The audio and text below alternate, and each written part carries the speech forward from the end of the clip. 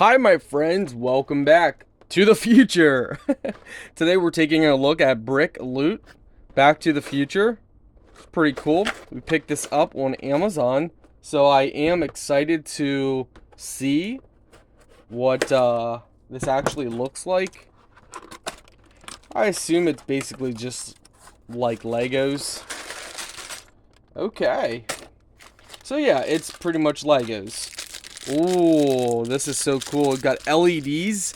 Woo, so cool. So yeah, this lights up, which is really cool.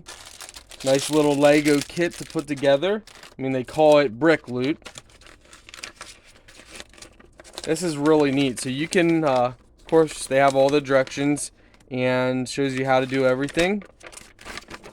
You make the car and you make, what do they call that? Oh my word, what do they call this? A fusion.